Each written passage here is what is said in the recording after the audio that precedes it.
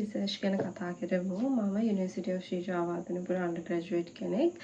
මගේ undergraduate research එකට A+ එකක් තියෙනවා. ඊට අමතරව මෙන්න මේ certificates දෙක මම research එකට ගන්නවා සහ මෙන්න මේ gold medal එක මම මගේ research එකට අරගන්නවා. ඔයගොල්ලන්ට දැන් research එකක් කියව ගමන් ඔළුවට එන්නේ කවුරු හරි ළමෙක් වගේ scientist කෙනෙක් සුදු පාට lab coat එකක් දාගෙන lab එකක test කරනවා වගේ එකක් නේ ඔළුවට එන්නේ.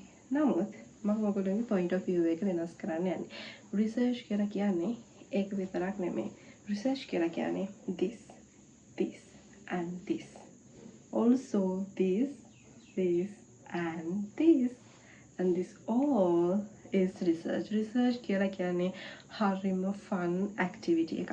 මම මගේ machine එක create කරේ milk rejection කියන එකට solution එකකට. එහෙනම් milk reject වෙන මූල ආරම්භය ඒ start වෙන තැන තමයි ගෝවියෝ කිරි ගන්න තැන. ඉතින් මට සිද්ධ වුණා එයාලගේ farm level එකට යන්න. ඒ තැනට ගිහිලා ඒගොල්ලොන්ගේ process එක බලලා මම සමහරවිට ඒගොල්ලොත් එක්ක engage වෙලා hands on experience ගන්නවා තමයි මේ ඔයගොල්ලන්ට පේන්නේ. ඔයගොල්ලෝ lecture වලින් ලබාගත්තේ දැනුම මාර විදියට solid knowledge එකක් වෙනවා මේ වගේ research කියන period එක through. ඔයාලා හරියට මේක කරොත් ඒ වගේම මම දාන techniques ගෝවියන්ට කියලා දෙනවා තමයි ඔයාලට මේ පේන්නේ. අපි එක එක වැඩමුළු සංවිධානය කරා දැනුවත් කිරීමේ වැඩසටහන් සංවිධානය කරා. ඒකේ තියෙන ටෙස්ට් විතරක් නෙවෙයි. ඒකෙදි ඔයගොල්ලෝ අලුත් මිනිස්සු අඳුර ගන්නවා, අලුත් යාළුවෝ, ඒ වගේම අලුත් දේවල් ඔයගොල්ලෝ ඩිස්කවර් කර ගන්නවා, අලුත් තැන් වලට යනවා, එක එක තැන් වල ගිහිල්ලා ඩේටාස් කලෙක්ට් කරනවා. ඒක මාරම ලස්සන අත්දැකීමක්. ඒ වගේම මට එක්ස්පීරියන්ස් ගොඩාක් හම්බුණා. කූලින් රූම්ස් වල වැඩ කරන්න හම්බුණා. යාළුවෝ අලුත් මිනිස්සුත් එක්ක කතා කරලා ඒගොල්ලෝගේ දැනුම අරගෙන ඇනලිසිස් කරන්න උනා. ඒ වගේම ගෑරේජ් වලට යන්න උනා. මැෂින් ක්‍රියේෂන් එකක් නිසා. ඒ වගේම දිටු ආවිල්ලා ඔක්කොම පාරවල් ඔක්කොම විනාශ වෙච්ච දවස්වලත් අපිට වැඩ කරන්න උනා. එක එක ෆැක්ටරිස් වලට යන්න උනා. ඒත් එකම අපි එන්ජොයි කරන්නත් අමතක කරේ නෑ. ට්‍රිප්ස් ගියා. ඒත් එකම ගොඩාක් අයත් එක්ක මට අලුත් අයක එන්ගේජ් වෙන්න ලැබුණා. ඒ කියන්නේ යුනිවර්සිටි ෆ්‍රෙන්ඩ්ස් ලකින් පරිබාහිරව ඒත් එක්කම මට පුළුවන් වුණා තව අයට සපෝට් කරන්න. යාළුවගේ රිසර්ච් වලට මේ පේන්නේ ඒක රිසර්ච් එකකට මම හෙල්ප් කරන එකක් විතරයි මම ඉන්ක්ලූඩ් කරේ. ඒකිනුත් මට ලොකු නොලෙජ් එකක් හම්බුණා. මොකද එයා හිටියේ වෙන යුනිවර්සිටි එකක. ඉතින් රිසර්ච් කිව්ව ගමන් ආපෝ පා වෙනවා කියන එක හිතන්න එපා. It was really fun. හරිද? හරි කරනවා. ඉතින් මගේ රිසර්ච් ටොපික් එක උනේ මම ගිහින් ඉන්ටර්න්ෂිප් පීරියඩ් එක through ඒගොල්ලෝගේ milk collecting and producing company එකට ගියේ. ඒගොල්ලෝගේ milk ගොඩාක් රිජෙක්ට් වෙනවා. ඒක අඳුරගත්තට පස්සේ මම ඒගොල්ලන්ට ගණන් හදලා පෙන්නනවා. ඔයාලට මාසෙකට මෙන්න මෙච්චරක් රිජෙක්ට් වෙන හන්දා ඔයගොල්ලන්ට මෙච්චර අලාභයක් වෙනවා. එහෙනම් මම මේ ක්‍රියේට් කරන්න යන මැෂින් එකක් ක්‍රියේට් කරේ. මේ මැෂින් එක ක්‍රියේට් කරලා ඔයාලා මේක දුන්නොත් මෙන්න මෙච්චර ලාභයක් ඔයගොල්ලන්ට උපයන්න පුළුවන් කියලා ඩොකියුමන්ට් අරගෙන කැල්කියුලේට් කරලා පෙන්නලා මම මගේ රිසර්ච් එකට ඕන බජට් එක ඒගොල්ලෝගෙන් ගත්තා. අන්න ඒ විදිහට තමයි මම කරේ මගේ රිසර්ච් එක. එතකොට ඔයගොල්ලන්ටත් පුළුවන් එහෙම.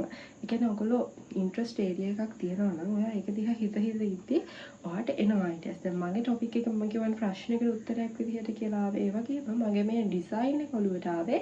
මම ඕක ගැන දැන් හිතමින් ඉන්නවානේ.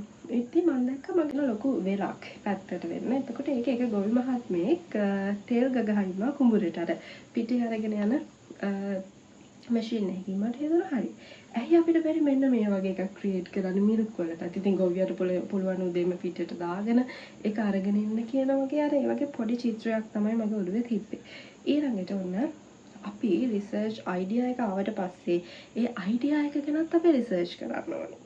ඒ කියන්නේ හිතන්නකෝ ඔයා ඔකට ප්‍රශ්නකට උත්තරයක් හොයාගෙන ඔන්නවට ප්‍රශ්නෙත් ආවා උත්තරෙත් ආවා. දැන් ඔයා සර්ච් කරලා බලන්න ඕන මේක කලින් කවුරු හරි කරලා තියෙන පද. ඒක කරලා තියෙනවා නම් ඒ විදිහටම කරලා වැඩක් නැහැ. අන්න ඒ විදිහට ඔයාගේ අයිඩියා එක ගැන ඔයා රිසර්ච් කරලා ෆයිනල් ටොපික් එක තෝරගෙන අපි ගොඩාක් කරන වැරද්දක් තමයි අපි ගොඩාක් තොරතුරු එකතු කරගෙන ඉන්නවා. අපි අන්තිම වෙනකම් වැඩේ කල්දදා ඉඳලා ඔන්න මේකේ ඩෙඩ්ලයින් සතියක් විතර තියන් අපි පේපර් එක ලියන්න ගන්නවා. ඒ වැරද්ද කරන්න එපා. ඔයා ඒක ලියන්න ගන්න වැරදුනාට කමන්නේ ඔක්කොම හොයාගෙන ලියන්න ඕනේ. ඔයා ලිය කොටස් ලියලා තියාගන්න. හරිද? මම ඔයගොල්ලන්ට පෙන්නන්නම් මගේ ලැප් එකේ මම data arrange කරපු විදිහ. මෙන්න මේ විදිහට තමයි මගේ data ඔක්කොම මම පිළිවෙලට arrange කරලා තිබ්බේ. මෙන්න මේ තරම්වත් ඔයගොල්ලෝ research papers කියවන්න ඕනේ.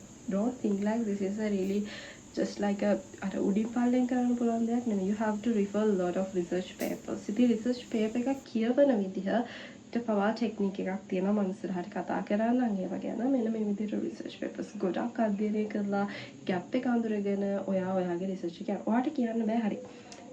උෂ්ණත්වය වැඩි වුණාම මිල්ක් රිජෙක්ට් වෙනවා. එහෙම කියන්න බෑ රිසර්ච් පේපර් එක. ඔයා කියන්න ඕනේ උෂ්ණත්වය වැඩි වුණාම මිල්ක් රිජෙක්ෂන් එක වැඩි වෙන්නේ කොහොමද? මොකක්ද ඔයා ඒක ප්‍රූව් කරන්න යොදාගත්ත සයන්ස් එක? ඒ ප්‍රමාණය මෙන්න මේ විදිහට ගණන් හදලා ප්‍රූව් කරලා පෙන්නනවා. අනේ එහෙම දෙයක් තමයි රිසර්ච් එකේදී වෙන්නේ.